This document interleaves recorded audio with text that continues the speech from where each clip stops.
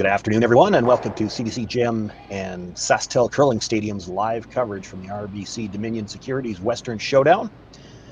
We're right into the action here in this semifinal. My name is Sean Joyce. My broadcast partner for this afternoon's matchup will be Mark No.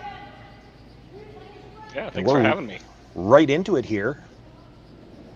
The Beth Peterson team out of Winnipeg's being skipped this week by Robin Silvernagel, facing off against Silvana Tirinzoni. Tirinzoni, by virtue of her B event qualification versus Peterson coming through the C, she has last rock here in the first end of play. Silvernagel with the red stones, about to throw the first of the second stones here.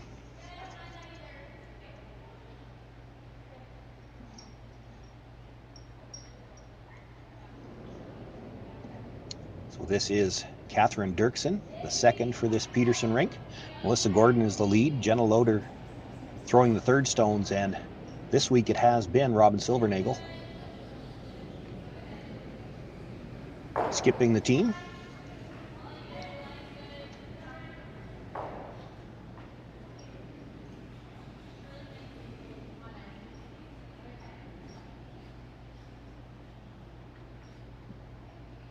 Looking, at least for now, to take the play away from that Tirinzoni corner guard.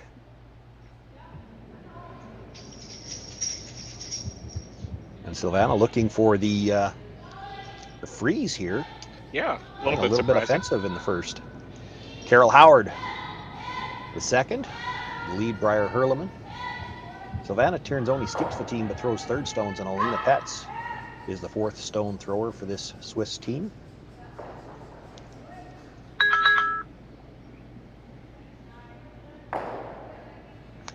She had signaled like they were going to play the freeze. I think she was just playing the quiet hit all the way and wanted to stay right there. Yep.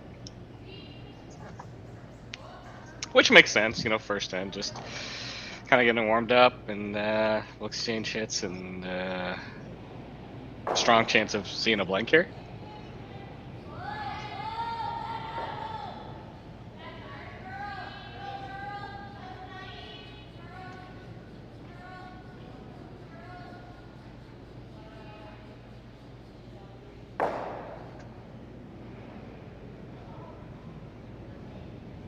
Another hit made, and she stays right there as well.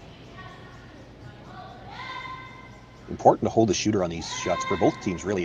Yes, Robin Silvernagel did play away from the guard initially, but you roll out late enough in the end, she'll come around and try to get her force that way. Of course, on the other side, if the Peterson team ever rolls one out, Silvana Tirinzoni will go around that corner guard and see if she can't score an easy deuce here to open things up.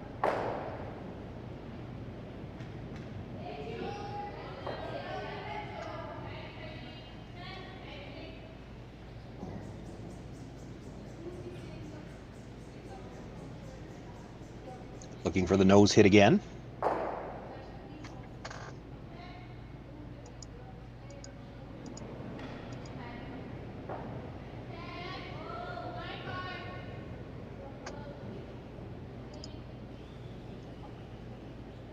The sweepers don't seem to be too interested in it. Having to go a little bit to get it to curl here, but does move it a little bit closer to the center line, so we're inching closer to that corner.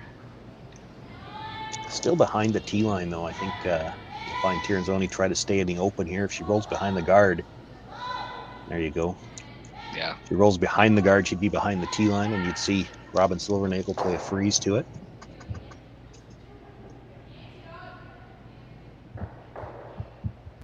Tirinzoni content to blank this first end all day, but if you give her a chance for a deuce, she'll take it.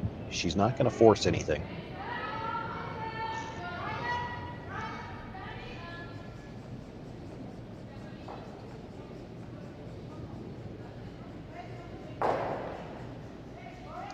I'm not going to get a roll across the face. The question now is, can she even hold the shooter? Hits that fairly thin. Rolls well past the guard out into the open on the other side.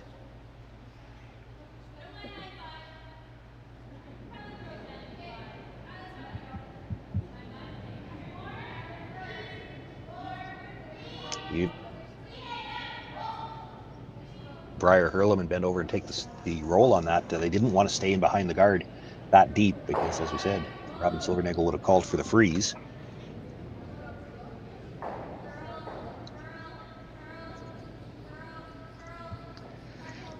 I'm going to curl this one here a little bit. And we'll get there. Does this spin out? Looks like it does stay on, though.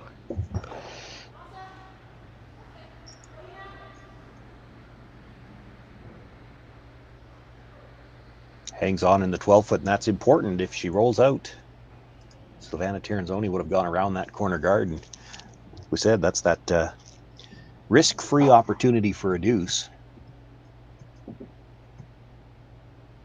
As it is, not wanting to get forced, she'd like to keep the blank alive. She'll hit this stone, try to stay right there.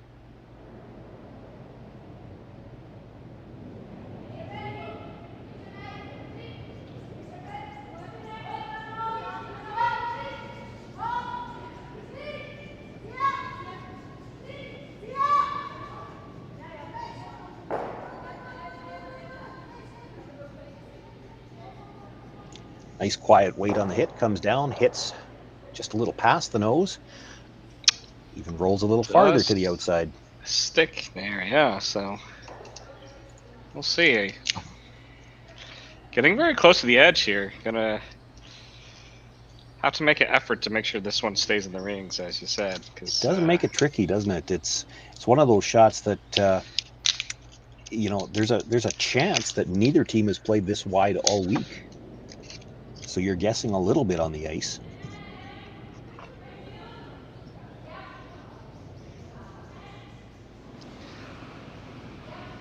Robin Silvernagel with her first stone here this opening end. And they're on the brush on this one early. Hard.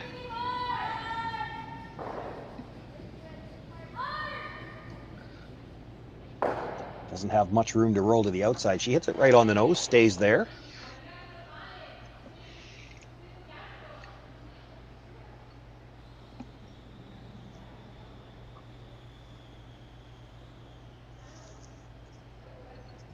Alina Petz, the fourth stone thrower for this Tirinzoni foursome out of Switzerland. She'll look to hit and stay right there again, and then we may see Robin Silvernagel with her last one try to get the roll over behind the corner guard, even if she's deep, just to get the force.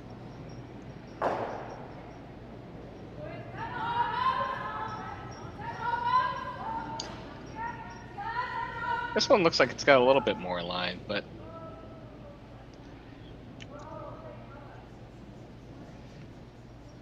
a little bit of late sweep to carve it towards it. Will it stick around? Does stay in the back and perhaps a piece behind cover.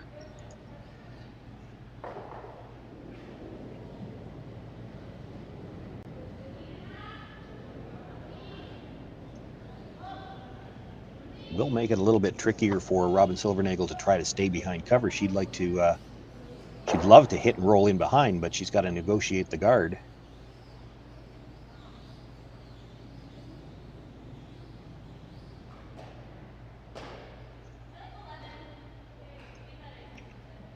Yeah, you could almost.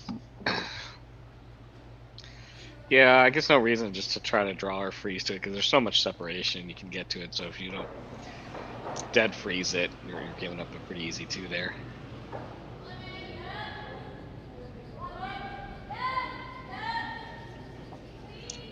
Have to make sure they're by the guard. Then you might see them try to carve it over, get a little bit of a roll in behind.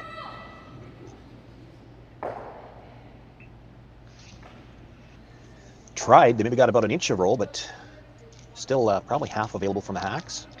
Yeah, I think they were expecting it to finish just a hair more than it did. I was expecting it to finish.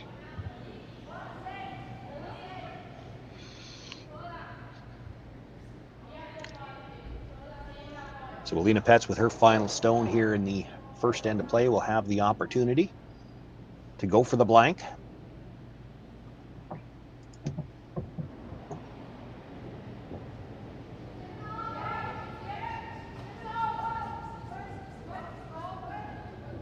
Brush on early.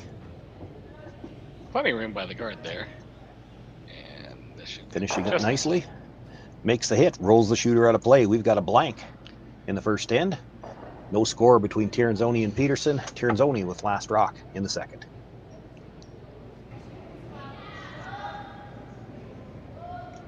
Second end already underway. The first stone was brought into the house. Came to rest back 8 foot. Now, Tirinzoni, I believe, called for the corner guard here, but this is going to slide into the rings as well. Yeah.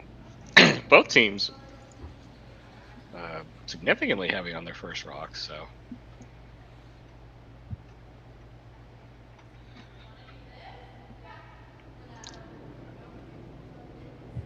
Robin Silvernagel talked about perhaps throwing the center guard, but they're going to hit and they want to roll away. You stay right there, it starts to form a bit of a pocket. You might see Tirinzoni play a freeze in there.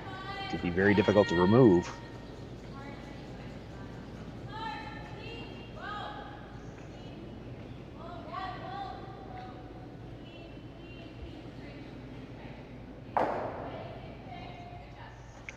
Yeah, does get the roll, as you mentioned.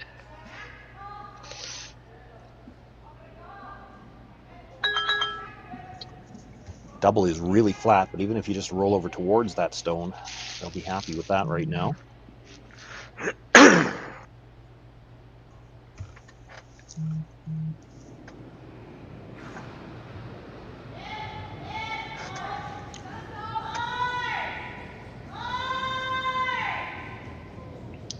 Briar Hurleman in the lead for this Swiss foursome. Big weight on the hit, trying for the flat roll. She'll get across the center line, but not all the way over to that second stone.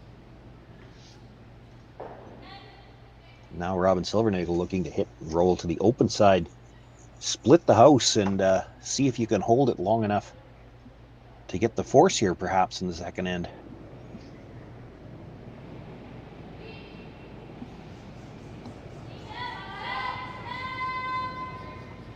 They're on the sweep on this one right away. This is crossing that center line. They were hoping to roll Broom's side. They're going to have to go just to keep from rolling into their own stone. And it does make contact on their own stone. They lose it from the rings. It does stay in play, but well back out on the wings. Just the one stone in the rings right now. No guards in front. Is there a bit of discussion here? Are they thinking about throwing a corner guard, guarding this stone in the back of the 8 foot? They're definitely talking about something. The question is, do you throw the corner guard, or were they just discussing turn? And I think they've opted for the corner guard. It is the second end, the even end. You do see a lot of teams a little bit more willing to be aggressive with last rock in the even ends. Sean, do you like them going the corner on the other side, or could you make a case to throw the corner here and then use that, stone in the back of the house as backing to really lock one on? You could make a case for that, but I think by covering that, you kind of take yourself out of play for the blank. So you play the corner to the open side. You still have the option to freeze to that one if you'd like. And I think part of the reason they thought about throwing that corner guard is the question that's coming up here. What does Robin Silvernagel do now? Yeah. If you ignore that corner guard, you know that Tirinzoni is going to try to use it. If you straight peel it, she can blank the end whenever she likes, or just start to play for the blank whenever she likes. So I think the call here is to hit and roll back towards the center line, try to have a center guard out of this.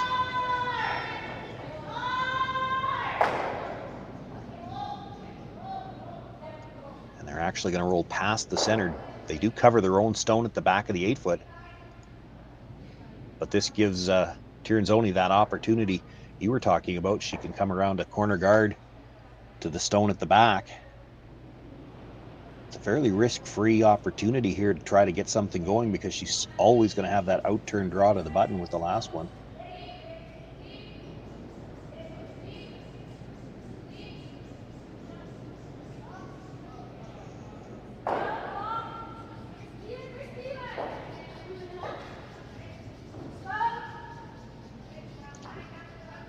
Rushers were on this one early and looking for curl as well, so It's never the good combination when you need it to skate and curl. Yeah, and this is going to end up as a center guard, pretty much.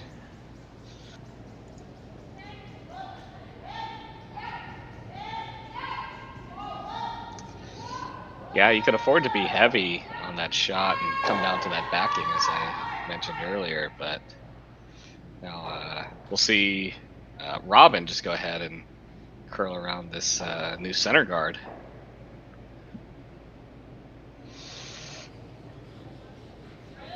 Well, it certainly opens up an opportunity the other way and starts to close off that button area too. I was just saying that it was risk-free because you were always going to have a pass to the button, and that's not necessarily the case now.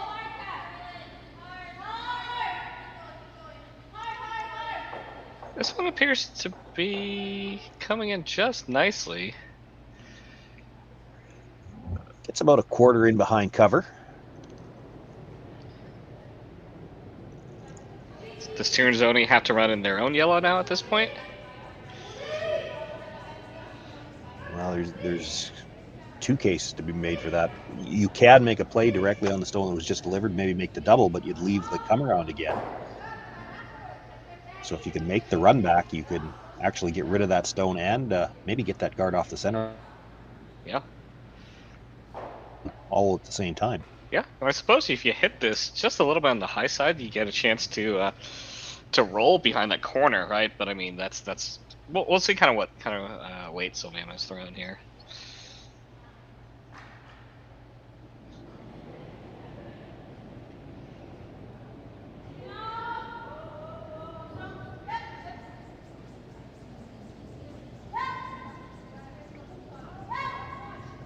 Sweeper's on this hard for line. It's going to make contact with the top one. Just a little on the high sides, enough to stuff it back on the red. The raised stone does stay fully out in the open. I believe it is shot rock, though.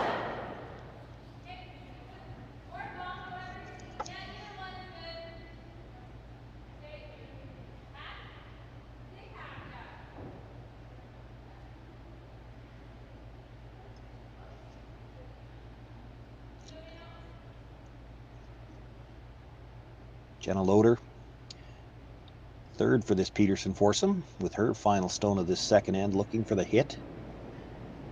Not sure if she can get under cover here or not.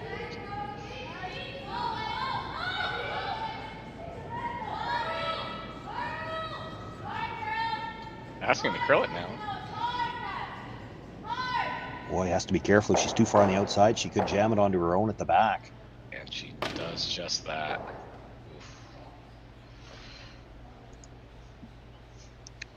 Leaves the Yellowstone shot rock. It is behind the tee line.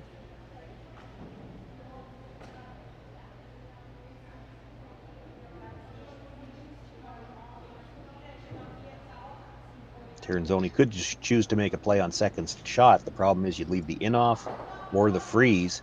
So she's going to try to come around that yard, get something in front of the tee line, and in so doing, cut off the path to freeze to that back one too. Now, what kind of depth are we looking for on this shot here? Or did he? It needs to be at least second here, yeah. And are we trying to go to top four, or? I would think she probably wants to just bite top four. If you get full 4 foot, Robin Silvernagle might be able to follow it down, freeze to it, and cut out the rock at the back.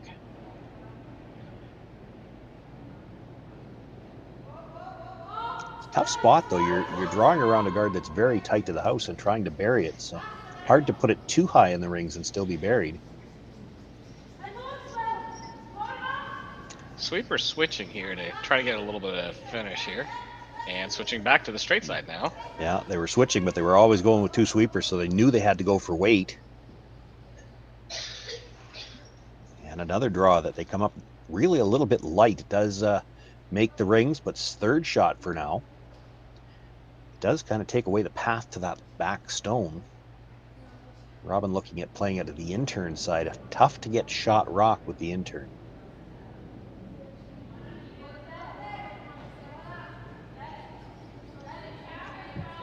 Think looking at the tap now as well. Yeah, I mean, that's what I was kind of thinking, right? The tap is relatively risk-free, right? I mean, Yeah, it's still a difficult shot. Any kind yeah, of a tap where you're adding an element of another stone that you've got to line up. So the yeah, line's got to be perfect, but a good look at it from the hacks. To get to the 4-foot, you really have to, or to where it would have to be shot, you really have to curl hard after you get by that guard. yeah. I think they are lining up this tap here. Yeah, it's hard to over curl it, You can for get just draw. I mean, more 4-foot with the tap, yeah, but it does make the line a little bit more difficult. yeah. Got to hit it close to the nose, just a hair high.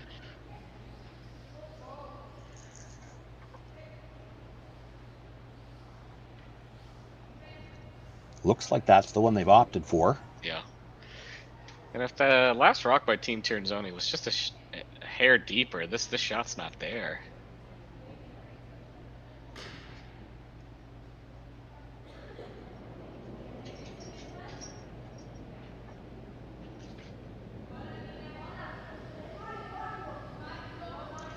Big shot for Robin Silvernagle here early in this game.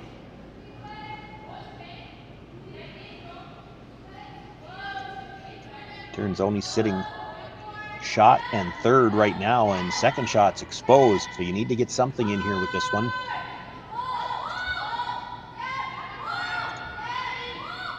whoa, yep call means they're pretty close here. I think it's going to overcurl just a little bit at the end. Yeah. Still might have enough 4-foot, I think. I think it's. I think she's got shot rock out of it. I think it is there. Yeah. I was worried they let it over curl there, but just enough.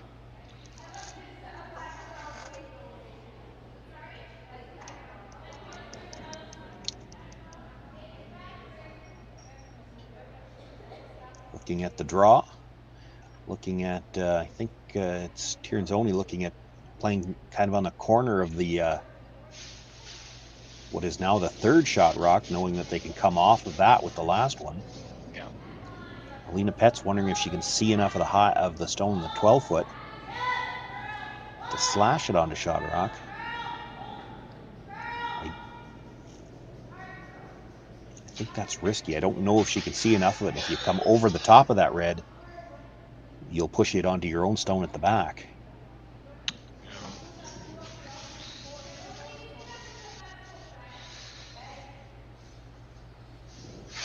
Looks like they are going to play this though with that kind of ice. That's what they're looking at now with that kind of ice. I don't think they're playing it with weight. So they might be able to keep the shooter. Yeah, and just kind of cornered to that red on the other side as well. You might get a couple of options here that will work for her for her last one.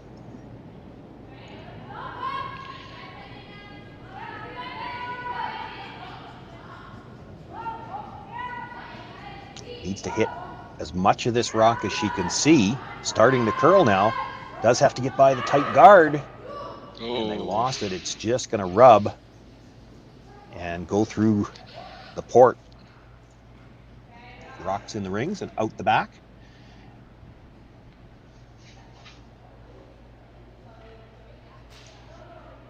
Does mean that shot will be available for her last one. Robin Silvernagle has to make a decision here. Do you just guard that?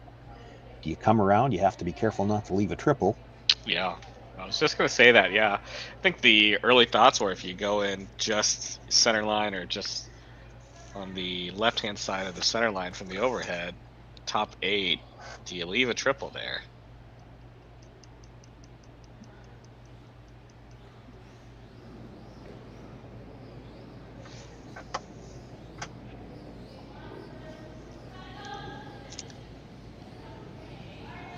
Across the house double on the reds might be available, at least for 2. She only has to move the second rock a couple of inches to get 2. So if you think that's there, you probably have to bring this one into the rings somewhere.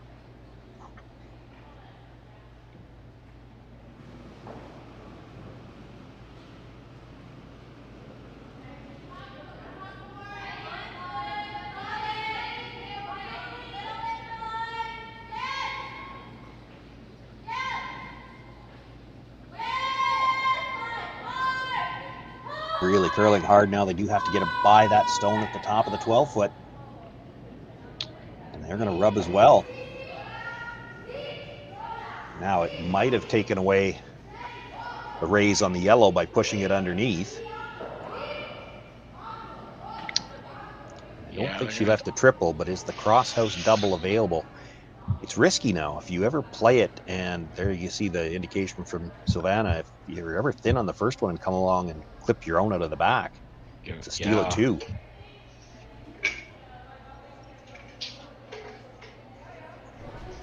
It's one thing to play it if you're only looking at a steal of 1.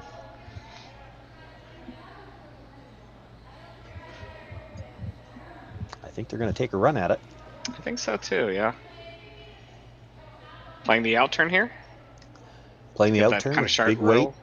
Get the nice flat roll if you can. May not be able to get the second stone all the way out, but only needs to move it 3 or 4 inches to get her deuce. Alina Petz with her final stone here in the second end. Big weight looking to jump across off this stone. She's going to be a little thin on the first one.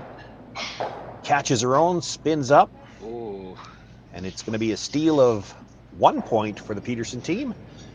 Fortunate perhaps for Alina Petz, it didn't turn into a deuce. So Peterson takes a 1-0 lead into the third.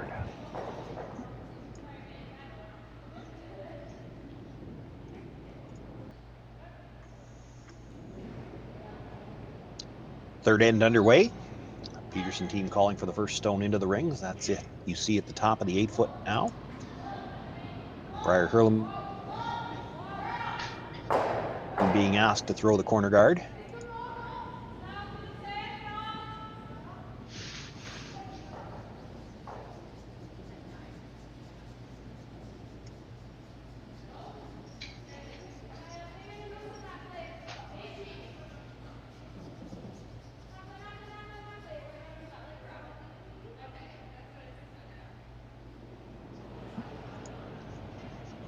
Well, the Tirinzoni team certainly not playing badly, but they did have a couple of chances to set up the deuce last end and came up short on a couple of draws, which is perhaps uncharacteristic for this team.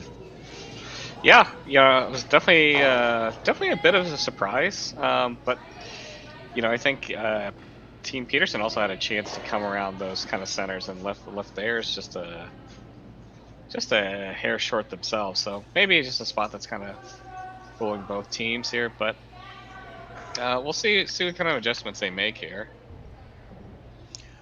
One difference you see in the playoffs in the preliminary round, the teams have their practice session before the game and then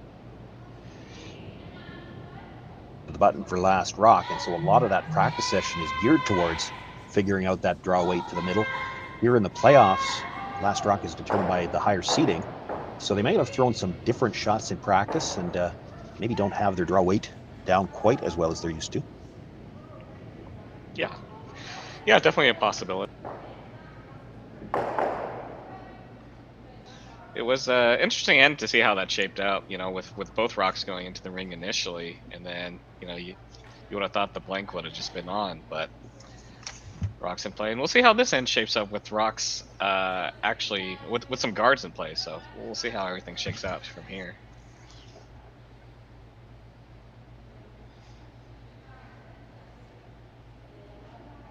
Tirinzoni on that last attempt, they were not looking for the double. They wanted to stay in front of the red stone.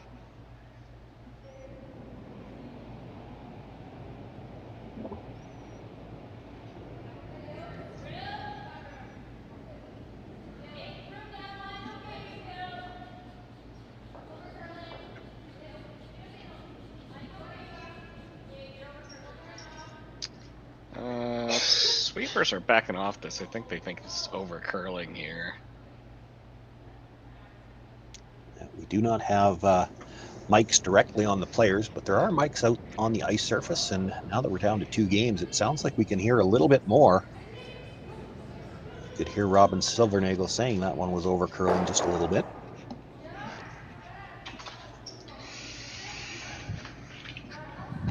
Well, it does cover that yellow rock here, but I think Silvana was looking initially at maybe playing just kind of a tick on the top yellow, and or maybe going and making a play at this red rock? Yeah, I think what she was thinking is play the quiet hit at the red one, and if you tick the yellow, that's great. The problem is it's a very tight port to make with quiet weight. Does kind of look like that's what they've settled on, though. That's a lot of ice to throw a full hit at. Yeah.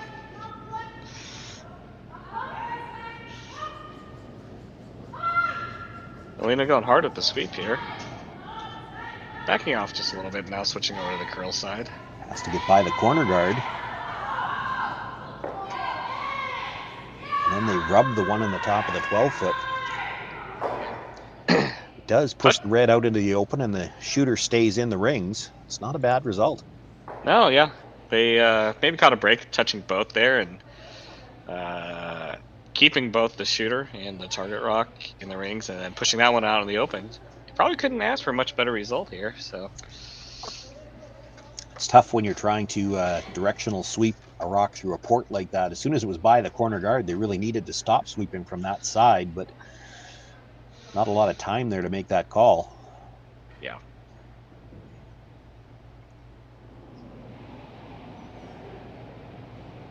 So we're just hitting the open one here?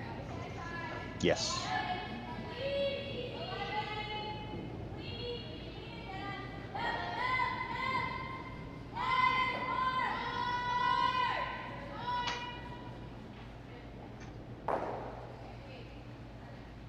Looking for the roll towards the guards.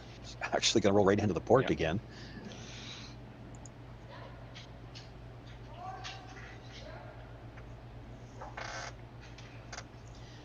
Really, I don't think it mattered where that one rolled. Silvana Tirinzoni was going to make the play on this stone, try to roll behind the two guards on the center line. Robin knew that, but you got to work with what you've got. She certainly has cut down the rings by rolling back there.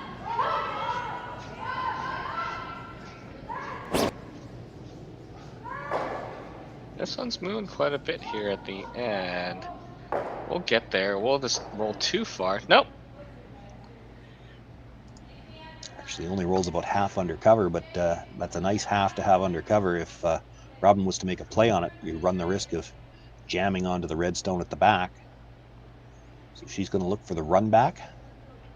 Red guard onto the yellow stone in the 12-foot. You maybe could double the two yellows if you hit it just right. Jenna Loader, the third. Sweepers away from this one here. Maybe just catching it then. Nothing coming out of the brushers. This one's still backing away from that line. Ends up with just the straight peel. Tirinzoni now looking at hitting that second shot stone at the back of the 8-foot. Roll towards the corner. Not really critical to bury this. It's just they want to keep everything out of the line where it would give Robin Silvernagel too many choices for doubles. She's got the straight back nose hit for a double no matter what you do here, but if you leave a third stone back there, it's one of those ones where if you just miss the one double, you probably get the other one. Yeah.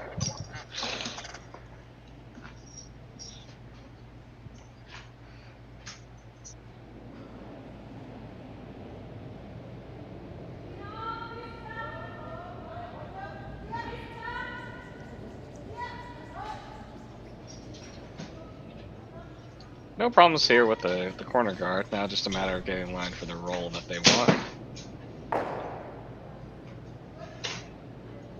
Nope, they're going to end up with a nose hit.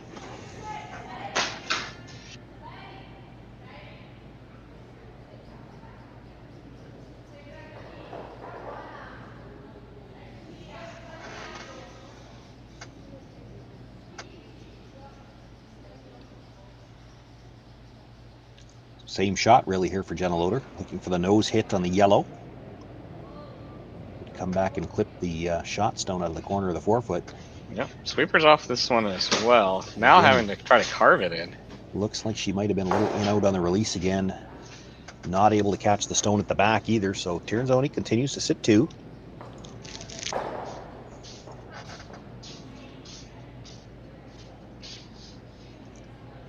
Chance to use the corner guard.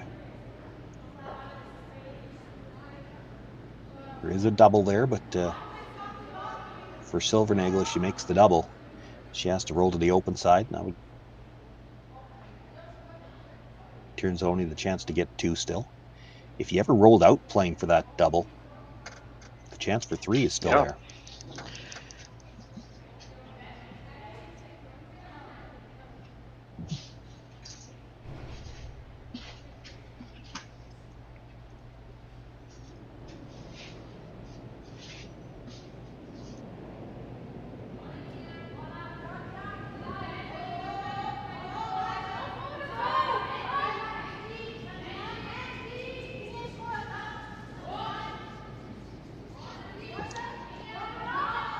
Both brushers were on this for the first half. Now they've backed away a little bit. Yeah. Just got room by the guard. Got plenty of room here. Are you okay if you had to take this deep? Well, it doesn't look like they're going to have to make that decision. No, yeah. Robin Silvernagel does have a decision to make, though. You play the double, and you're pretty much conceding an opportunity for 2. You play the hit and roll in, you're running the risk of 3. But that's probably your only shot to get a force.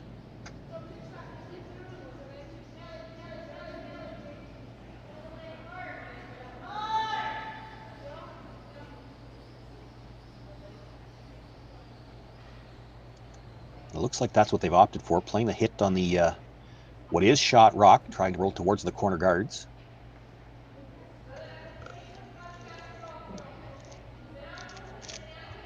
If she rolls to where she's buried, I'm not sure she can get shot rock, but she can be second.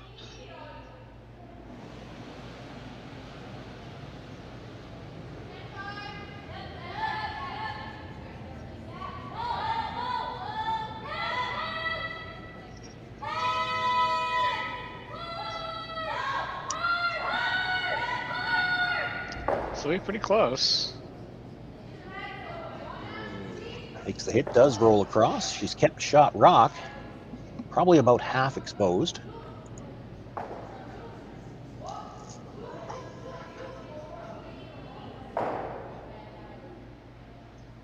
Should be enough to get to it and keep the shooter, do we think? Yeah?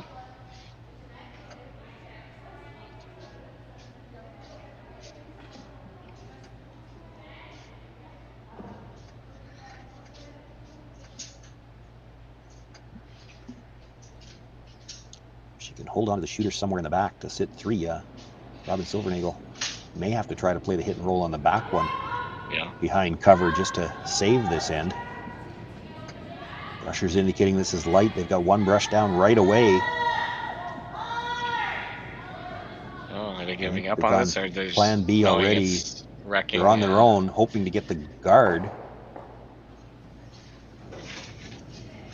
One does end up sticking around here, but end up covering more of the red rock there. Probably a little less weight than what they had in mind. Certainly they wanted quiet, but that was only about backline weight.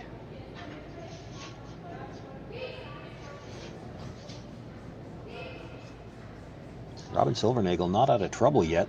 There's 3 yellows in the rings. If you're going to come in for second shot, you might leave a double.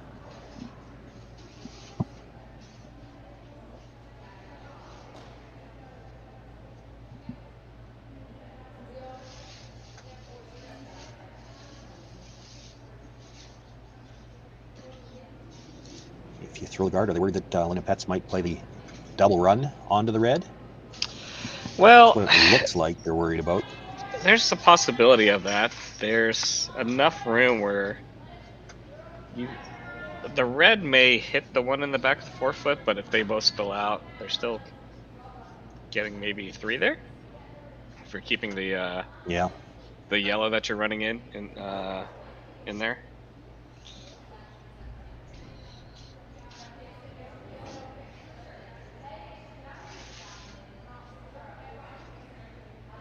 Can't hear them, but I think what she's wondering, if you look at where she's tapping the ice, if we put the guard right there, do we take away the hit and the angle run in?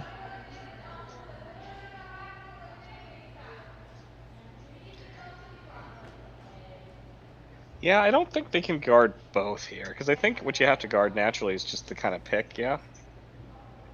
And in doing so, by guarding the high side of that, you can't really cover this angle run. You get pretty close, though.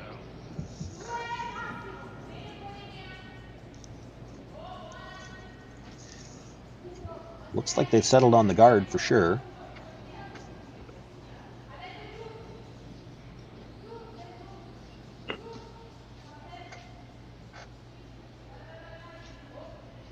You have to be really careful here with the weight. You hate to tick on the one in the top 12 foot there, so. At the same time, you do kind of want this to be tighter to be a bit more effective.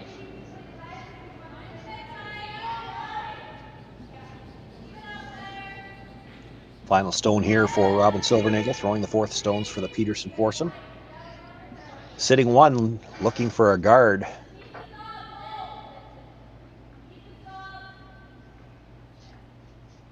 And this is in danger of over curling. Oh, just a settle in time.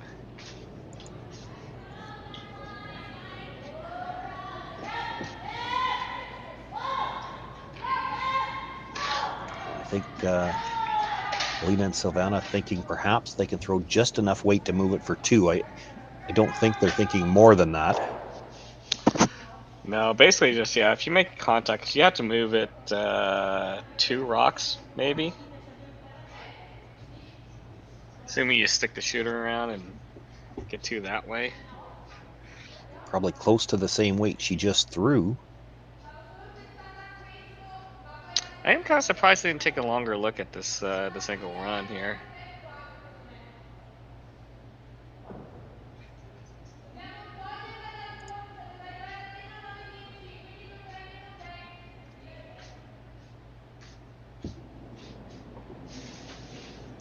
Throwing the pets with her final stone in the second end. Trailing by 1, facing 1. Looking to just move it back, see if she can't score at least 2. I think they're pretty close here. By the guard, now they'll try to carve it over. Needs to get some finish to make contact with that red stone in the 4-foot. She'll rub it. Doesn't move it far enough, but her shooter stays in the back of the 4-foot, so it'll be a single point for Team Tirinzoni. They're on the board. We're all tied up 1 apiece after 3 ends.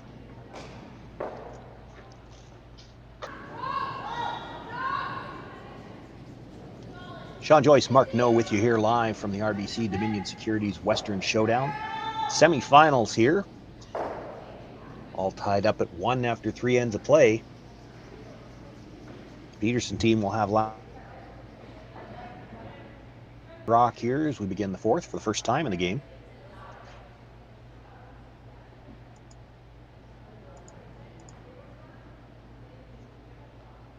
Center guard thrown up by the Tirinzoni team, and now the Peterson team looking for the corner.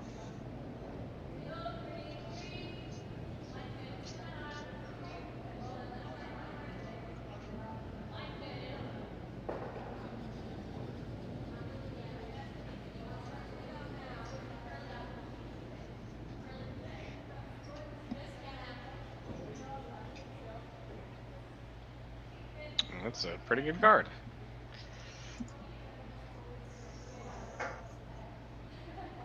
Center guard, corner guard, come around. Game on like here in it. the 4th.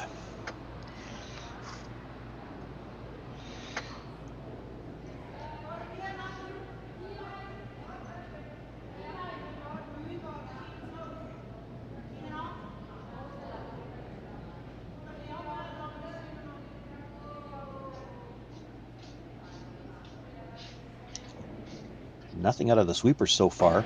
We'd like to keep this stone in front of the tee line. And if the Tirinzoni team has had any trouble at all today, it has been finding the weight on their draws. They were short on a couple in the second end. That one slides to the back 4-foot.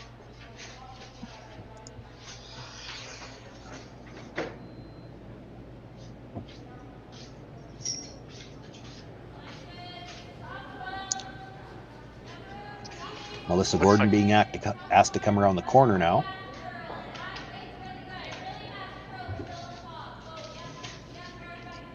Looks like plenty of room here. We can hear a little bit from the on ice mics here that it's got a curl here. We'll get a little bit of finish and kind of partially buried behind their corner.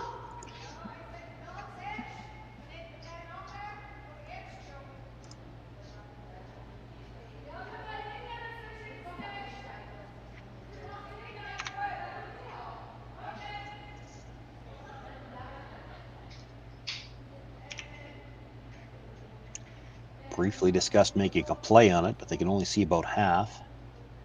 And this is still just the 5th stone of the end. If you clip the guard, it would go back.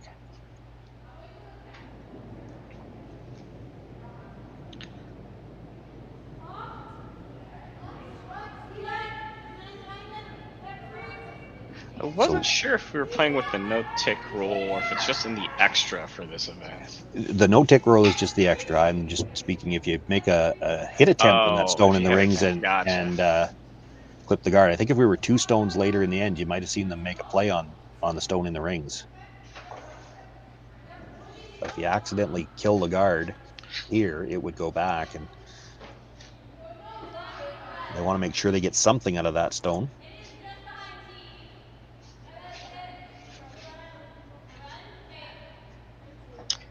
Comes down, sits on the face of her own.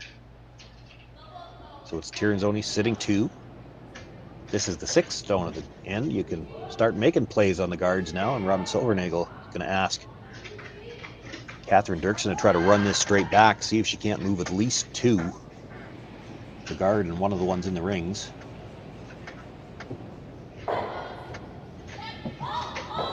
Right on the center line here. Should be pretty close.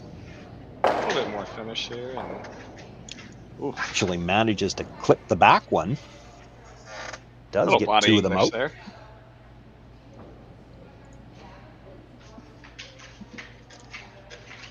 Still leaves Tirinzoni sitting 1. Does get the guard a little off the center line now.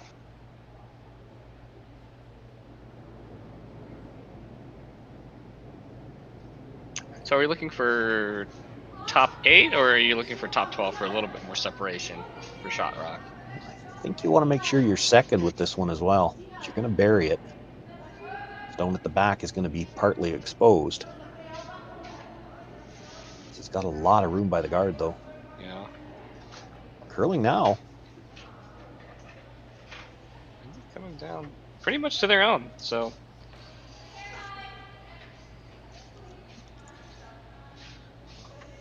Pretty much similar situation, except for Peterson gets the chance to run their own rocks back.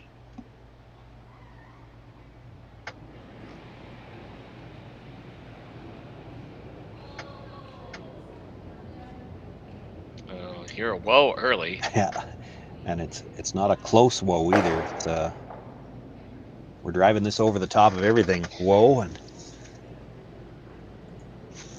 does get the guard out of the way though. Forces Silvana Tirinzoni to put it back.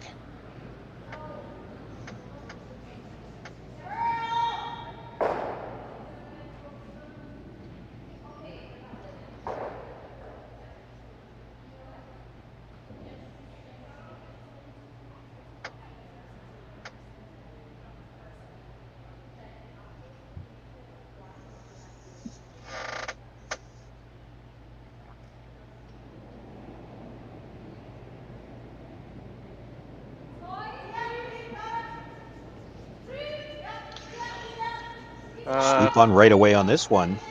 Yeah, picking up early. I wonder if they're having to go just to hold it up because it was tight, or if it's the weight, because the weight seems to be pretty close. It sounded like a call from the hack end, so I'm thinking maybe she's just a little tight and they wanted to hold it early. Now looking to finish it.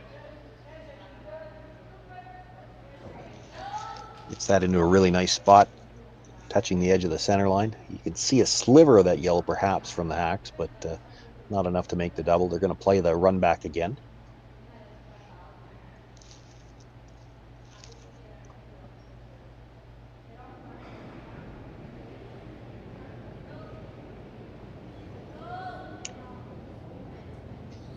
Jenna Loader with the attempt. Needs to get close to the nose. Going to be a little bit thin again. Does roll drives it off. by and rolls her shooter into the side of the other corner guard. The only reason that makes a bit of a difference is you could probably split center now, and there's not a port to get to the stone in the rings as well. Yeah. So we can afford to be high side, which should be a little bit of benefit. They may be looking at taking a little bit more ice anyways, based on how the last rock turned out.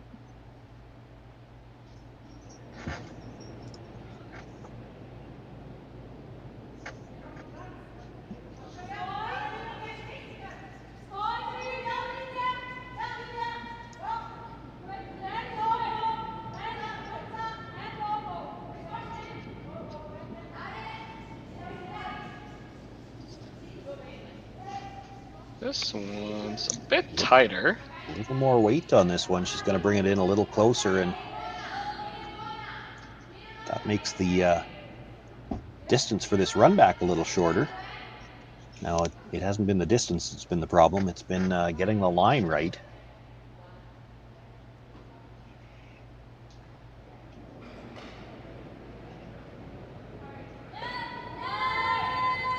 Definitely tighter on the release this time. Now the Brushers have to go to try to hold it.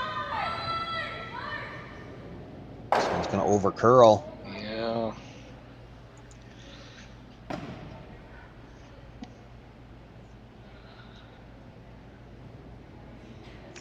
I don't know whether to say that was fortunate or unfortunate. I'm not sure how you managed to get a rock between that red and the yellow, and even if it catches the red, they might have gotten fortunate in that it would have come back and at least disturbed those two stones in the forefoot. Yeah, definitely had plenty of weight to mix things up. You know, the the red rock there on the corner of the 8-foot doesn't really do much for you. Not unless you can make that double. Yeah. Right now, those two stones in the forefoot make it very hard to even score with your last one. If this guard is made here, do they run back the yellow rock, or do they ever look at running one of their corners back in here, Sean? That's a good question. You could look at running the corner red. This one's sailing a bit deep as well. The problem with running the corner reds, of course, the yellows are angled the wrong way from that corner, and with that one sliding into the 12-foot, yeah, you have to take it. It's made the again, the distance has gotten shorter, and it's the shortest run back you can play is the one that's got the most room for error. At this point in time, even if she dead stuffed the first one, she'd be happy with that. It would move the back two, and it would open up some scoring area for her.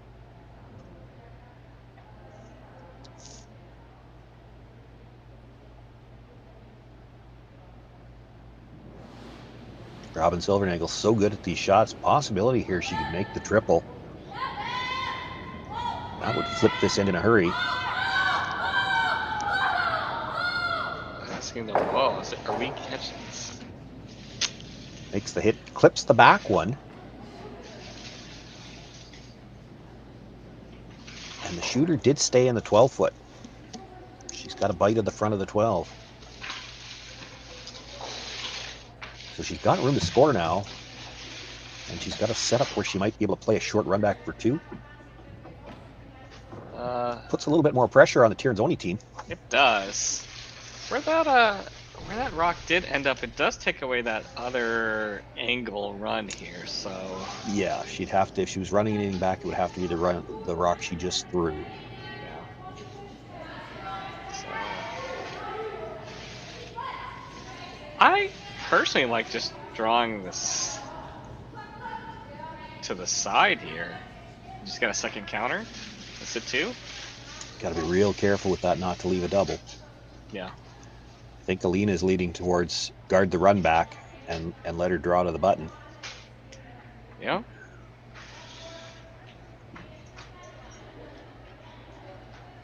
Looks like they did settle on that.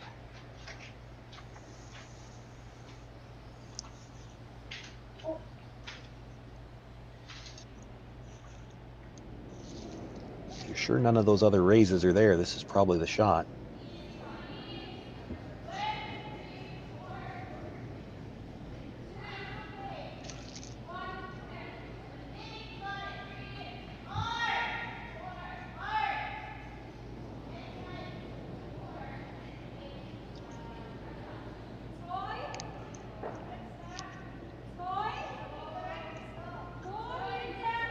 So Lena Petz with her final stone here in the fourth end, just looking to guard the run back.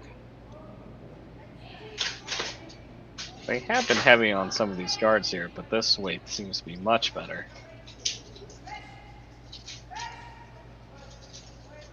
That's pretty good.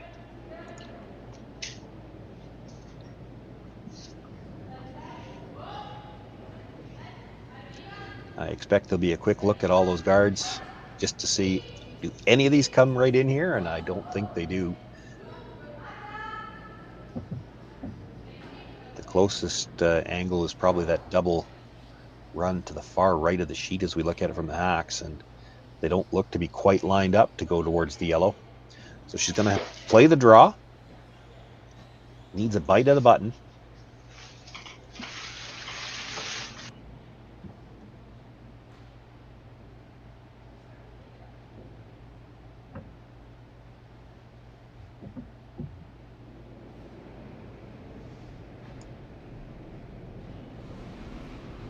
Robin Silvernagel, final stone here in the fourth end. Tie game.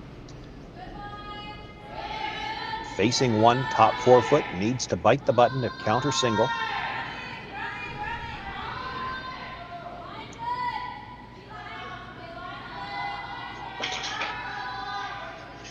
Curling nicely now. They got to get this to the tee line. Should be pretty close here.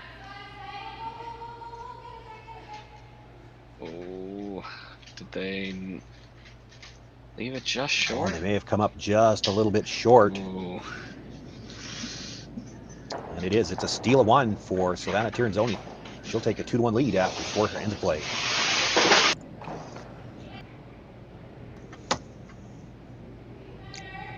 Steal of one for Tirinzoni in the fourth end gives her the 1-point lead as we begin the fifth here. Still calling for the center guard. The 1-point lead not opting to come into the house here in the odd end.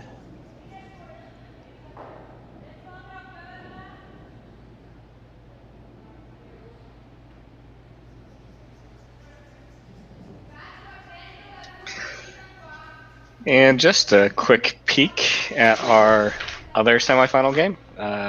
Team Ackland is up 2-1 over Team Constantini, and they are in the fifth as well.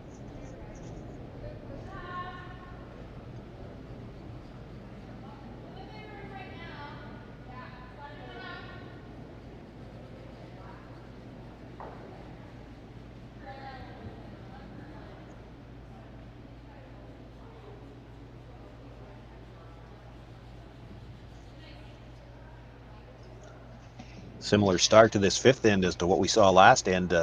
Center guard, corner guard, and now the come-around attempt. Yep, I always do enjoy seeing these setups. And in the game I was doing commentary for earlier, I think we had 4 out of the 5 first ends end up being blanks. So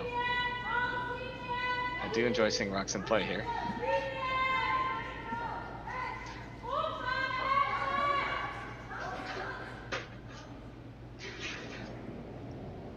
Room by the front one.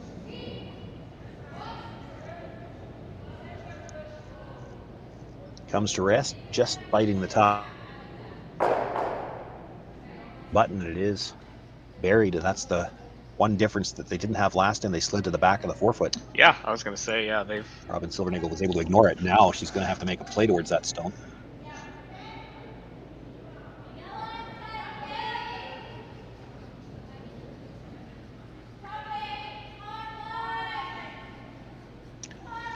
They were on this one early. Yeah. Did hear a top 8 call, so... Oh, are they bumping? Not going to get by.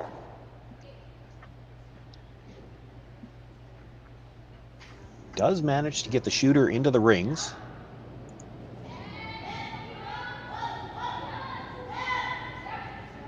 I think that's important. If you stay out of the rings, it's a free guard, but by rolling in, you kind of force Tirinzoni to make a play.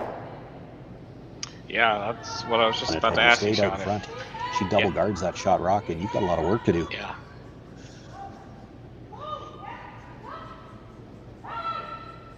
Going the curl side, now back to the straight side. Does hit, see if we get a little bit of a flop back towards the center.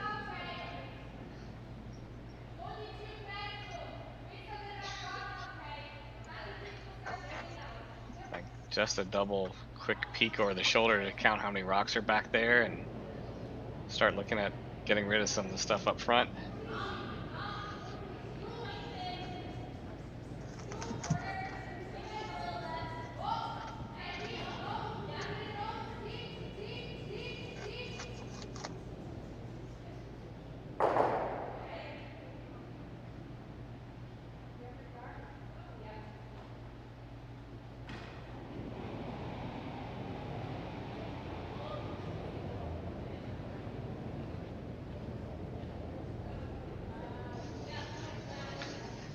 Sweepers off this one. Are we going through the... No. I thought for a second that we might have gone through the hole there. Ends up just with the peel on the one guard.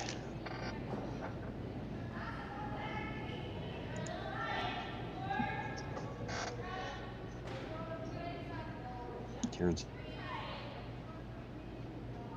will look to put it back, cover up shot rock.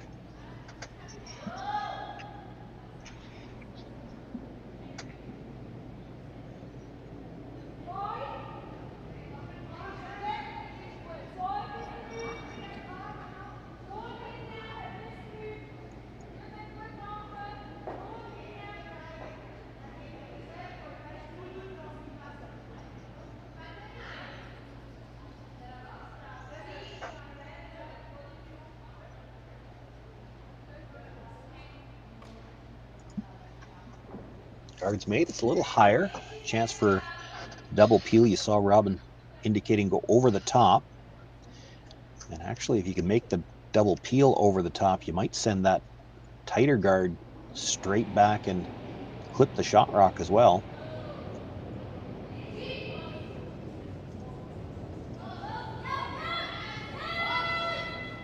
Calling for a little bit of late sweep. Catches the tight one, drives it by the stone in the rings, but does remove both center guards. It's a good shot. Yeah, absolutely, yeah. Does give a little bit of breathing room for Team Peterson here. As it was looking pretty scary there for a little bit. And it's almost shaping up to be similar to this last end. Forces this guard to be a little bit more precise. Yeah, don't really want to see what they were doing a little bit in the last end where they're throwing their guards and ended up being pretty tight on a few of them.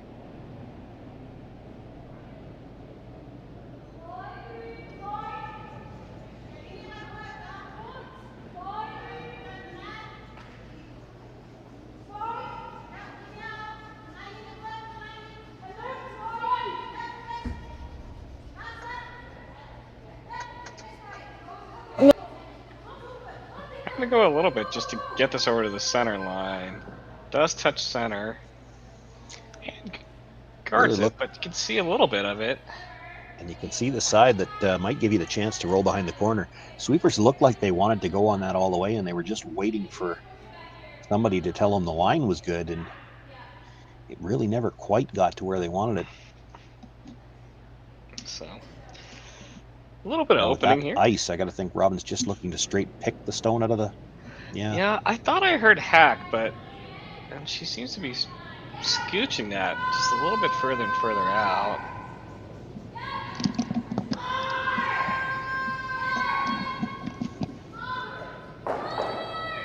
Sweeper's on it hard. Are we clearing that? Ooh. Oh, the dreaded feather tick where you don't make the shot and didn't really move the guard either.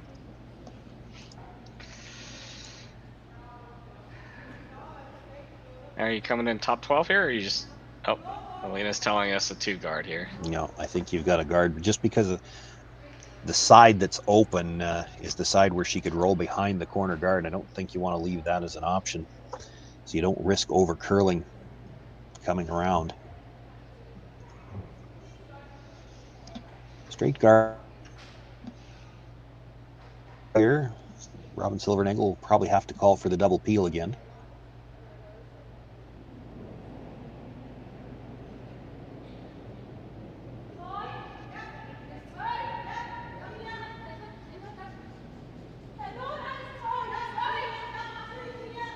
They were on this one early as well.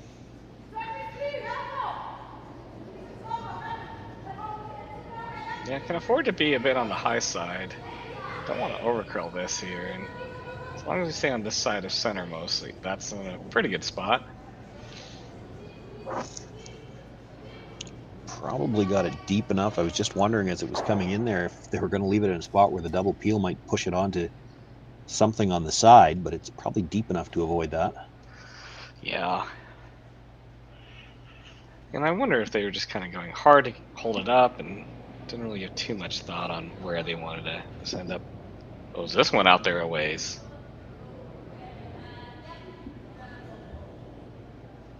Any chance you can make it over the top? Okay.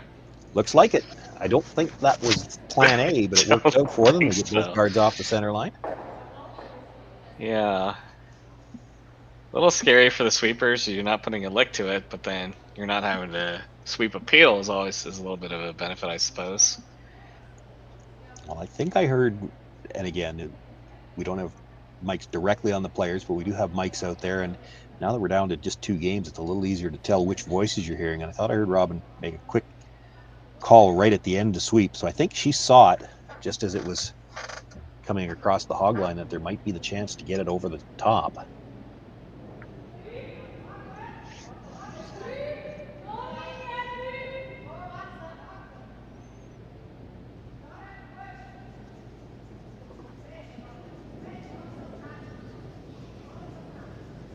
Pet's looking for the guard. This one's got a lot of line. Were you ticking off that one there? Sweeping to make it curl, and they actually get by the red. They might have been better off with the rub that you were looking for, Mark. She covers a sliver of the edge of that stone, I guess. But enough that Robin probably can't roll back underneath.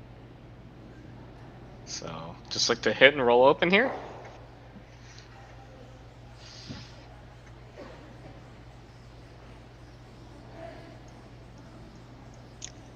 Robin looking to roll to the edge of the 4 foot, or pardon me, the edge of the 8 foot, and perhaps get her chance for the blank at least.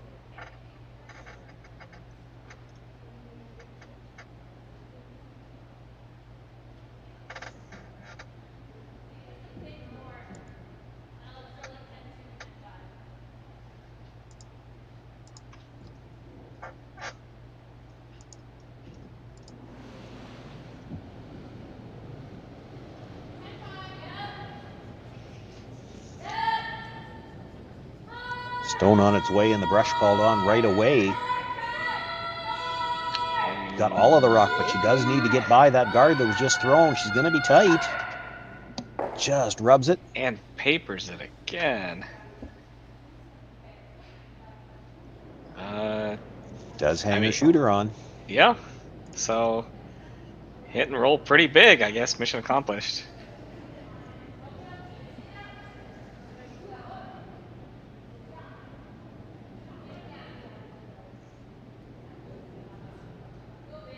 Well, this is where it becomes an issue of just how important do you think last rocket even ends is, because Tirinzoni and Pet's talking about ignoring that stone. You know, if you hit it, Robin Silvernagle is going to have a chance to blank. Yeah. If you could tap this stone up or come around, looks like they're talking about the tap, you might still have a chance for the force. Sean, are you ever calling a split here? Or is that just too dangerous and too tricky? It's pretty tough. That rock's a long ways up, and really, does sitting 2 help you? Yeah. Yeah, and I suppose if you make the split, you're likely leaving some sort of double. You could, yeah. So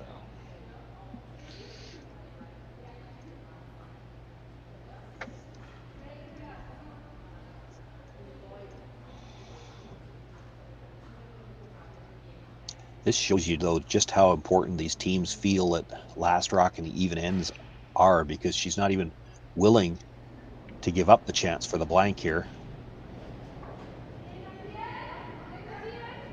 She'll risk giving up 2, but then she'd have last rock in the even end.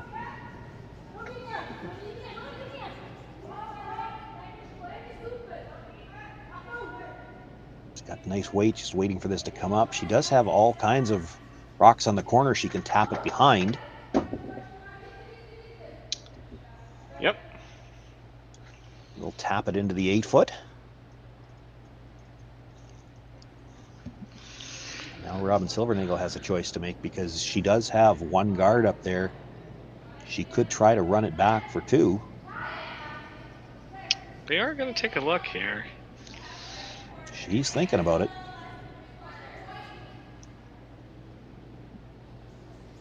Looks to be about 7 or 8 feet. She'd have to run it back. She's got enough of the stone.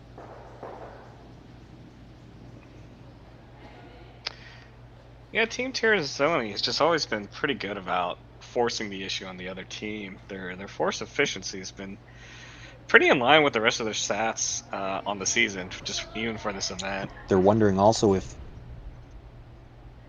Oh, yeah. Are they looking? Is there a port there? It's a skinny port if it's there, but I think that's what they're trying to figure out. Is there room to get between the red and the yellow? Yeah, it's... I mean, it's... And if there is, which is easier, the port or the run back? I think the run backs... Yeah, I mean, the port, the only... If I look at the port here, if you ever catch the yellow there, that's on the center line, I mean, it's a long angle, but if you ever just jam back on your own, you give up a steal of 2 there. Where I think if you're playing the run back, yeah, I think they're playing the port. I don't think I'd be worried about catching the... You're probably catching it pretty thin if you catch it. I'd be more worried about rubbing the red and then have your shooter come to the nose of that yellow and tapping it in, because it doesn't look like she's throwing big weight here with that ice. Yeah. Try to throw the weight that you can control with the brushers. Get the port. Robin says it looks a little tight.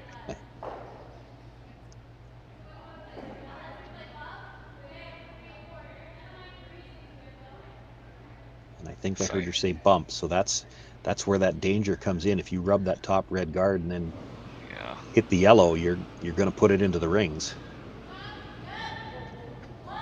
Final rock.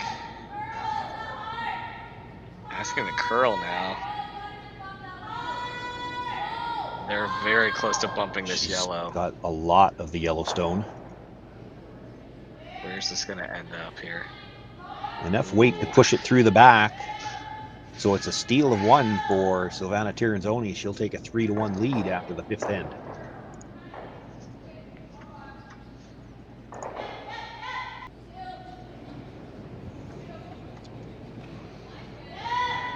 Semifinals Sunday here from the RBC Dominion Securities Western Showdown. Tirinzoni with a 3-1 lead now as we begin play in the 6th.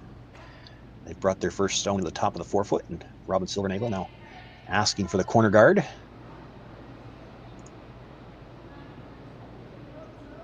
With a 2-point lead, expect Tirinzoni to continue to play into the rings.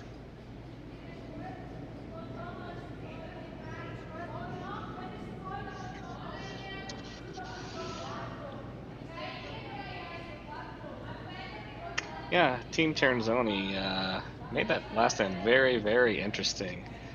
This is the first matchup between these 2 rinks, between Tirinzoni and Peterson, although Tirinzoni and Silvernagle have played quite a few games, with Tirinzoni having the slight edge over Robin Silvernagle. Although, I will note that Robin Silvernagle did win their last meeting back in 2019 here.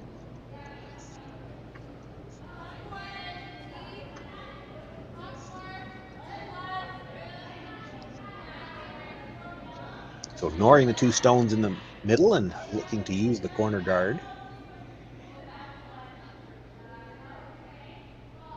Nothing out of the brushers yet. You can afford to be deep here. You just want to be buried.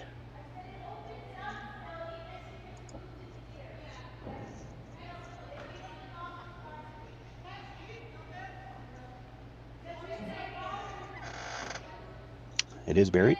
Silvana not interested in chasing. It's going to put another one in the middle.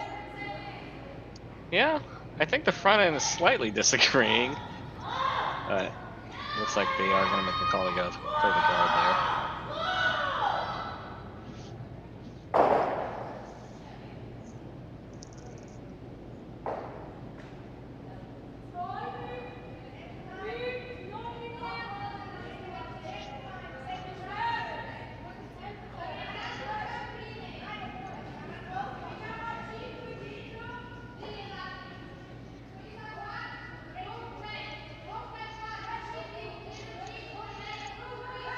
Needs this to curl to cover up shot stone.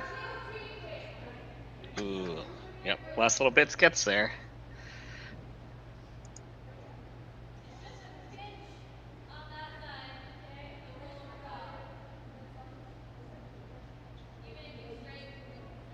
So looking for the run back here, and Robin even lining it up. Where do we have to hit the first stone in the rings to roll the raised stone over the top of our own?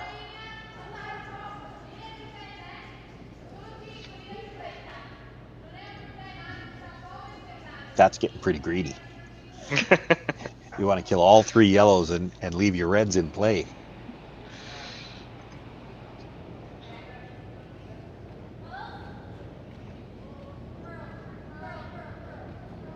I think she's asking for the curl, but Comes up a little. She will get 2 yellows, the guard and one of the 2 stones out of the 4-foot, but leaves the other dead buried behind her shooter.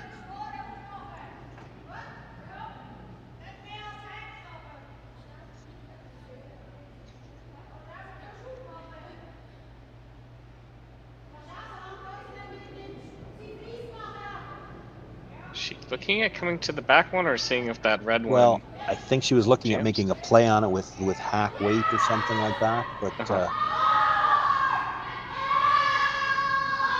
tough from the hack. She cannot see very much of it.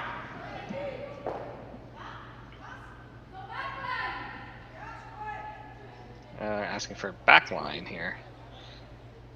It's just one where you want to make sure you make some noise. If you click the guard, at least get it out of the way, and with backline weight, your shooter might end up in behind cover as well. And if you clear the guard, you've got a chance to get the back one.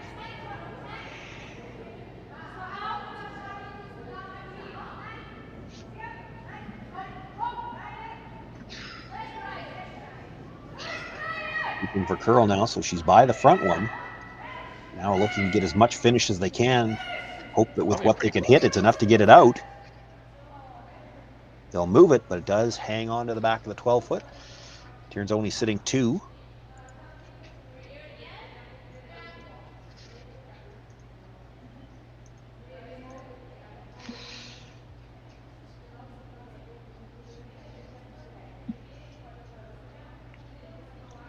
Another chance for Catherine Dirksen for the run back, this time running her own stone towards the shot rock at the top of the 4.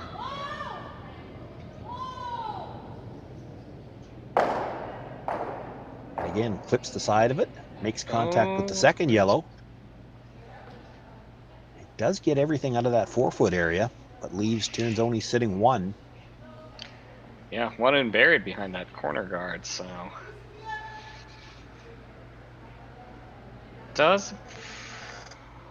It's good to get rid of that one on the center line, of course, here, but Tirinzoni will have a chance to just put it back right now. It's not a bad result. She doesn't mind that one sitting at the back 12-foot. That's a rock that if she gets a chance, she might be able to use it, but we are getting late in the end now.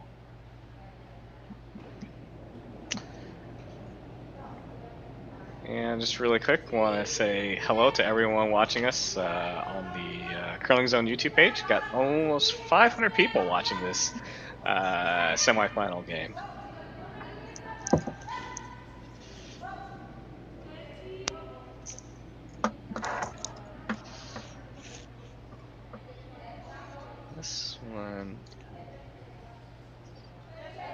Very nice. Well, they've had some struggles at times with their draw weight, but she brings this one right into the top of the forefoot and dead behind that red corner center guard.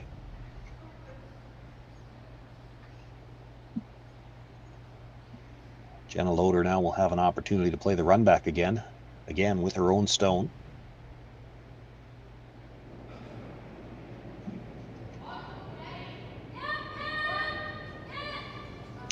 They're on the sweep on this one earlier, and this one is curling. This one's curling quite a bit. Needs to go just to make sure they clip that guard. Would have hated to go by and not move anything.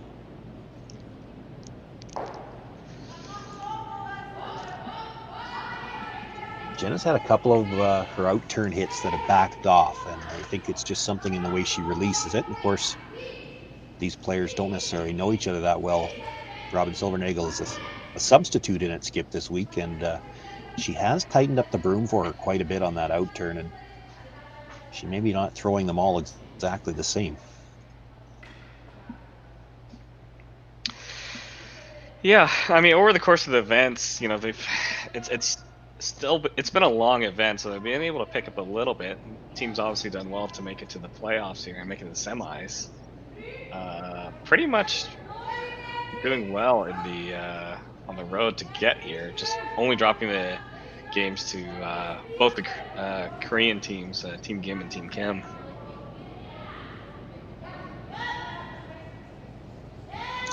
Silvana Tirinzoni here with her final stone. Looking to replace the guard. This is going to slide a little tight again. Yeah. Does the job. It makes the run back a little bit easier when there's less distance between them.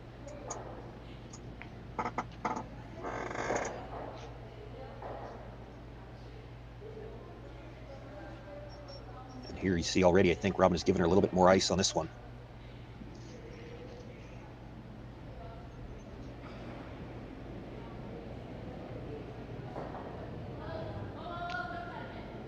This one's backing off that line. It's that difference in her release where some of them will back up on her a little bit. Yeah, this one looked like it had maybe a little bit more extension compared to some of the other releases. That could be a tendency, or it could just be a matter of we're still early in the season and players aren't necessarily in their mid-season form yet.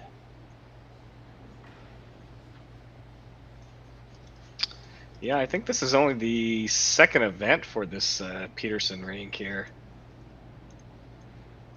Yeah, they did make the semifinal at the Mother Club Fall Curling Classic roughly a month ago, while Tirinzoni's had quite a few events.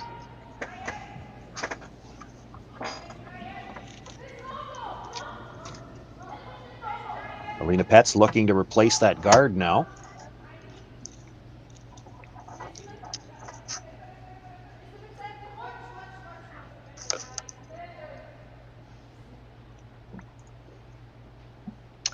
Yeah, most recently, Tirinzoni did win the Boost National in North Bay. I think that was just last weekend, I believe. Yeah, it was last weekend because I did not get a chance to watch it as I was at a spiel myself. As you mentioned, does make the guard. Good amount of separation here, but they're still going to have to peel it regardless, yeah. Or keep on trying to make these runs. Well, and really needs the run back here just to make sure she's got a shot to score with her last one.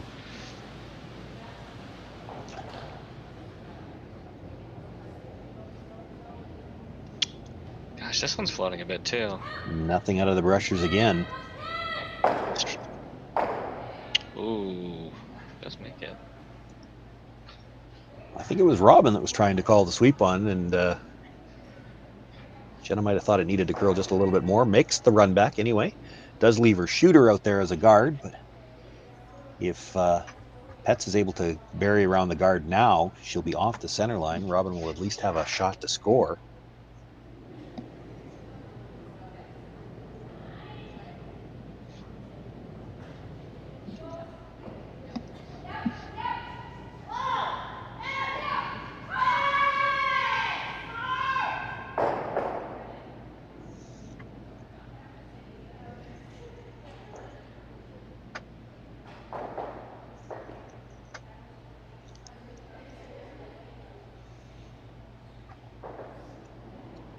Tirinzoni leading by 2 here in the 6th end. This is 4th stone thrower, Lena Petz.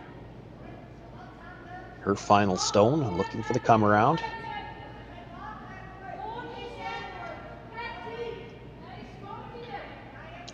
Still has a lot of room. Yeah, sweepers don't really seem too interested, just escorting it down. Now a little bit of late sweep to get this berry here. Had to wait for that to curl, starting to move now. She'll get to the top of the button now, not fully under cover.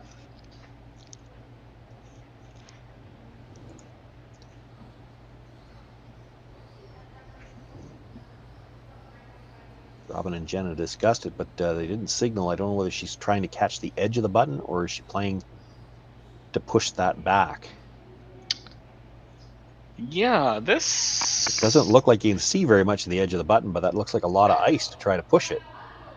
Does here, so... But they made the decision pretty quickly here. Well.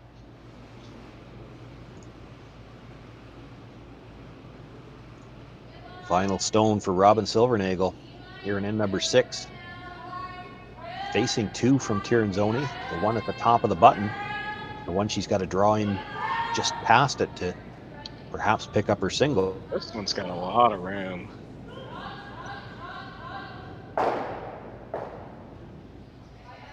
And this looks like a lot of weight. It's going to slide through the 4. It does come to rest for second shot at the back of the 8-foot, so it'll be a steal of 1 more for Silvana Tirinzoni. She'll take a 4-1 lead into the 7th.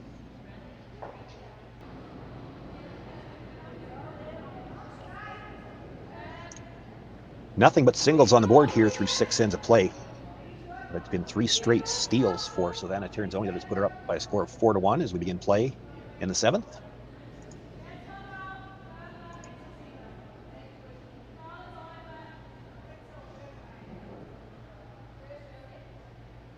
Same formula we've seen for the last few ends. The first stone brought into the rings. Robin Silvernagel will look for the corner guard.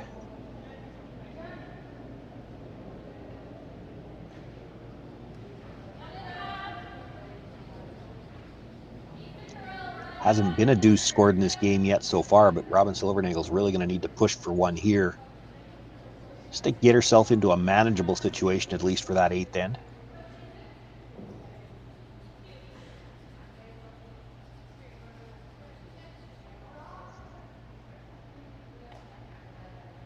Yep, and Tirinzoni just happy to come on into the rings for a second time.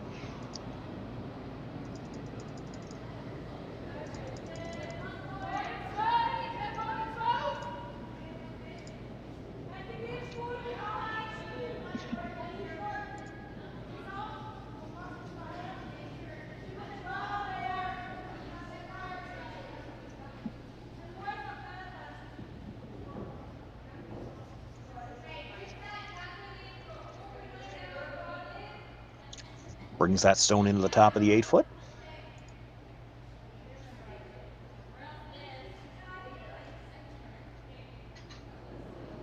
And Silvernagel looking for the second corner guard. They talked about whether to split the house or to play on the same side. I think they've opted to split. So have a corner on either side.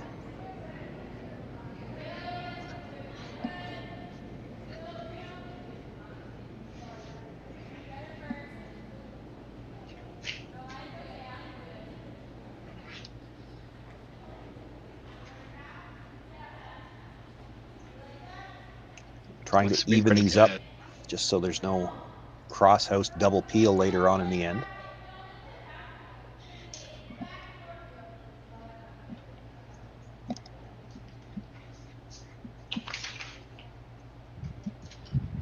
Tirinzoni will keep piling rocks into the middle, knowing that Robin Silvernagel eventually has to deal with them.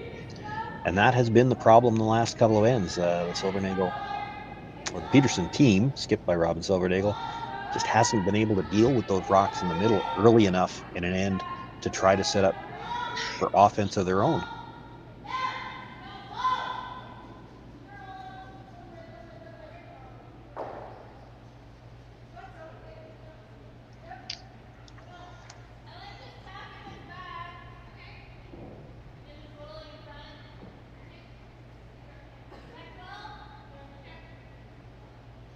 So from the on ice mics, it sounds like they're just tapping that one to back 12 and rolling in front here.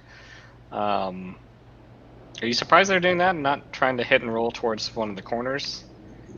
I think they need to pull out the stops a little bit. I'm not sure that I necessarily would play it the way they're looking at. You could actually cross the face and maybe move 2 of these yellows behind the T line. Yeah.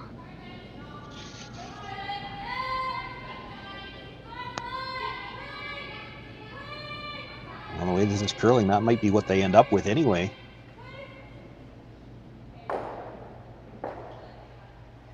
Oh. That works really well, I think. You get two rocks behind the T line now. One of them is actually partially in behind one of those corner guards.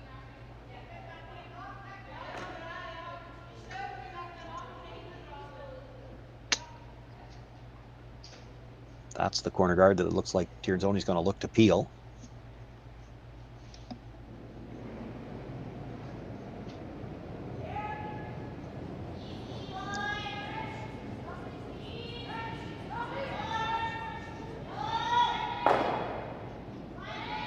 Makes the hit. Shooter does roll all the way across and out of play.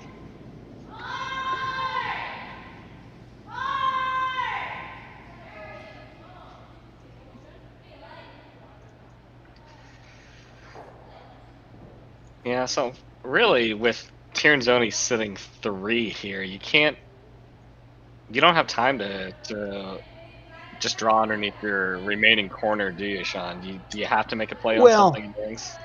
You could, but the middle is still junked up. I don't mind your first call to split. I actually wouldn't mind playing the same shot. Tap the yellow back, roll in behind the corner. Yeah, I think You that's could one way start to to do it. make a yellow wall at the back. Looks like she's opting for just the freeze on the open one. This, It's pretty tricky there. yeah, this is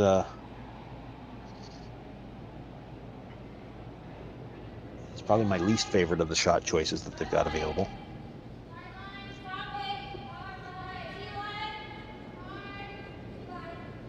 Hearing hard line here. It's gonna cross the face. Looks like it does. Yeah, it looks like it will, and that we'll leave it in a spot where it can be safely removed.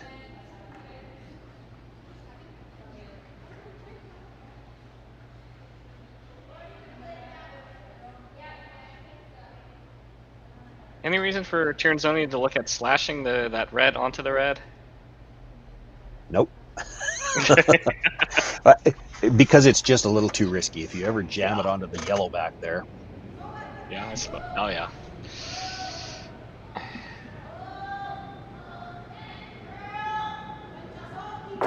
You're 3 points up. You don't really need a double.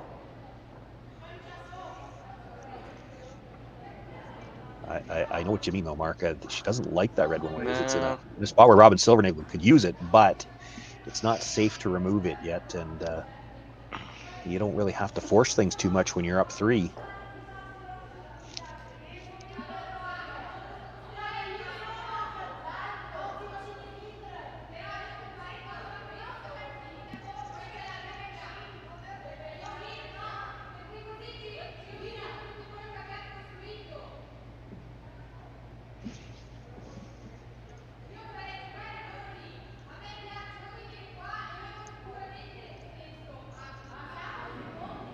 Tirinzoni with her first stone here, looking to hit and I think roll back towards the center line just a little bit. Yep, just a hair back towards center if I'm reading their broom taps correctly. Having to go hard to sweep it over. Get it. And does maybe roll a little bit more than they wanted. Because it does leave a little freeze opportunity here for Team Peterson. And if they can get to the nose at least, or maybe even just a sliver to the inside, it could be very tough to remove this stone. It'll just go into the side of that other yellow.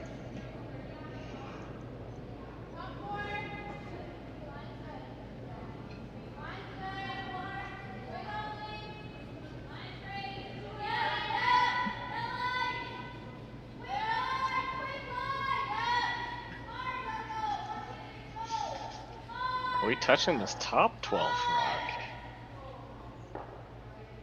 We are. Not a bad leave. Well, it does make it difficult for Silvana Tirinzoni to remove either of those two stones, but for now, Tirinzoni's sitting 4.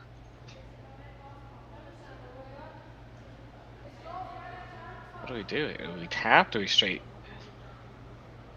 guard here?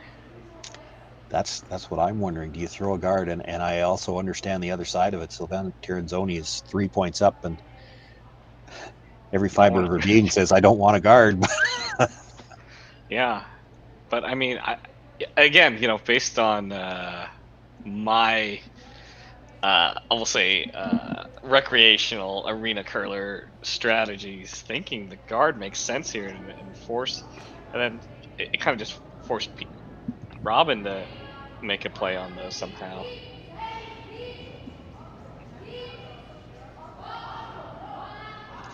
She doesn't have any way she can really safely remove either of those red stones.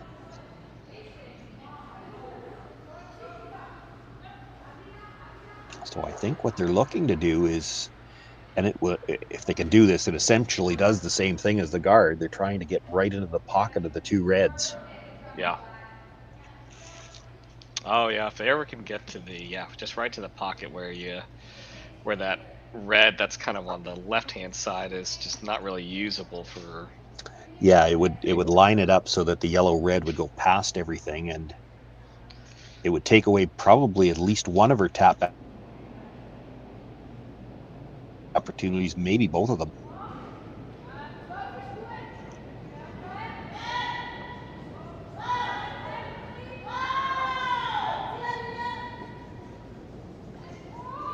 I'm going to go hard for a line because I think this is maybe just a hair up from what they wanted. Might be getting onto the stone on the center line. If they bounce it a little bit.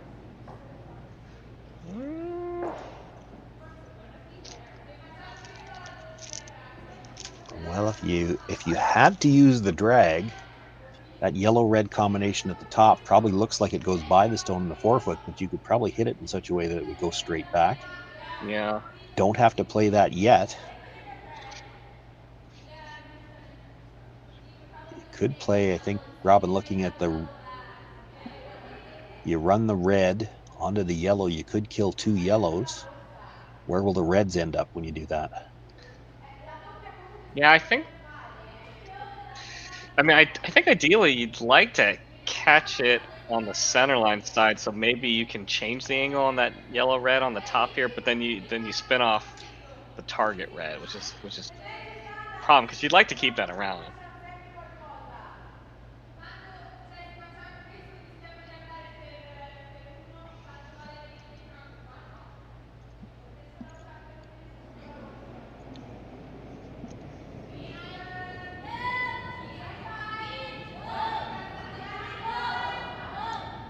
Jenna Loader looking for the short run on the red. See if they can move some yellows around. Makes the run. Catches 2 yellows.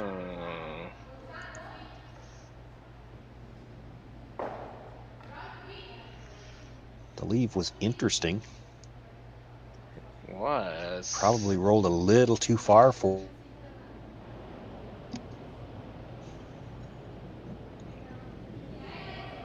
Tirinzoni sitting 2, the 2 at the back of the forefoot. Yeah, oof.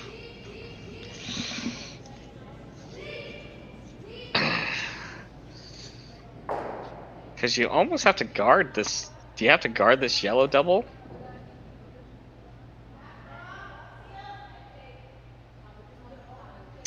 Through the port, you mean? Yeah. No, the one behind the forefoot, like the one on the right-hand side if you're looking from the thrower's perspective. Yeah, through the port of the 2 red guards, the one in the 12-foot in the corner guard. Oh, yeah. Yeah, that would be the one I'd be worried about now. Of course, if you made that second yellow stone might just dead jam on the one at the back, so it still might only leave you sitting 1. Yeah. And I think, of course, The first objective for the Tirinzoni team, Linda Pet's throwing last, is they're trying to find a way to remove red stones. Yeah. It's just, I'm not sure there is a good way to remove red stones right now.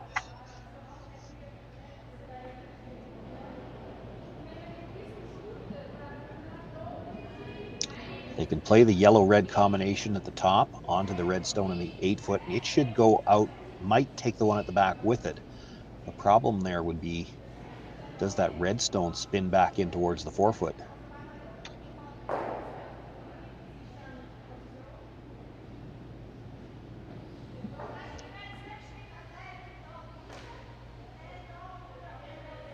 Yeah, I think if you could ever hit half of the rock on that yellow, come across, kill the red at the top of the 12-foot, and have the second one almost dead stuff, just so it doesn't spin back to the top of the 4, that might be your best result.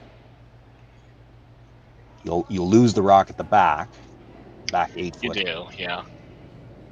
But that one's not really helping them.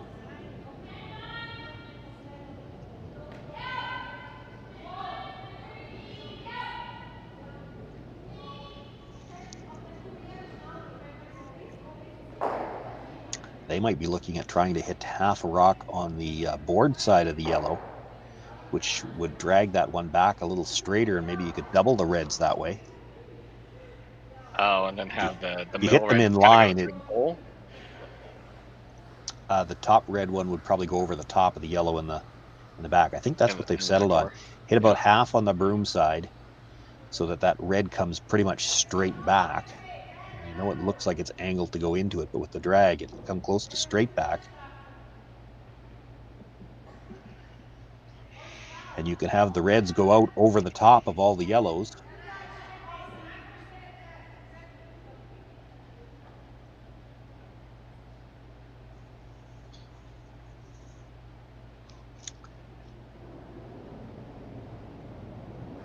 Looking to move some granite here. I don't think she's going to throw this one quiet.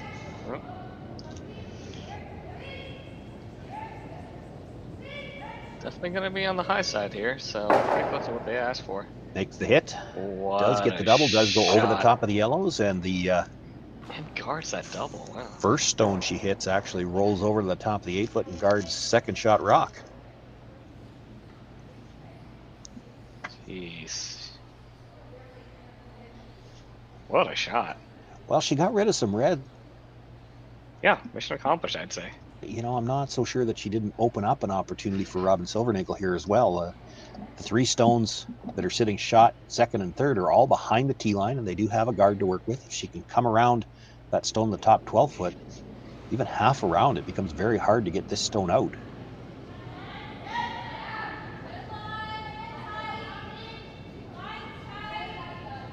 They were on the sweep right away. I've lost track of what's in front of the house here, so I don't know if this is in danger of hitting anything. The rock she's got to worry about getting by is in the 12-foot. Okay. The other thing is they need to make sure this is deep enough to be shot rock. I'm not sure why they woed. Yeah. Now she could just throw a guard. Yeah, because there's...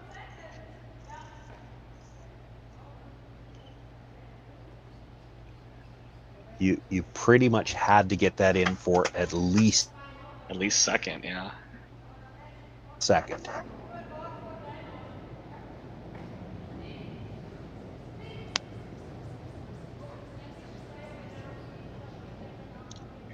Had a quick look around to see if any of the angles look bad. I think they've settled on just throw the guard. Now, are we straight guarding, or are we guarding the high side to take away the tap, or the low side to cover a little bit of the other one that's top 12?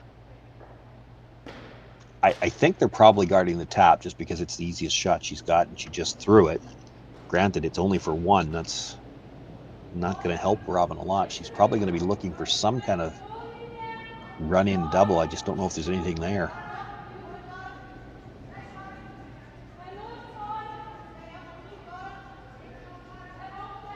Do you like the weight of this guard so far? Now it's just a matter of putting it which side they want to cover. It's pretty good. And now, what do you see that you can run back? Oh, yikes. She doesn't see anything, so she's going to play the draw, try to get her single here.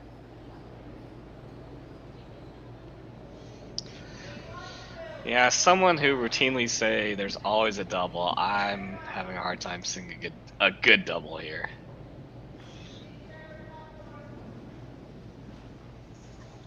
Well, actually, maybe I did see something there. You're looking at the triple. It's still only for one. The triple, yeah, just the yellow on the yellow and kick it over.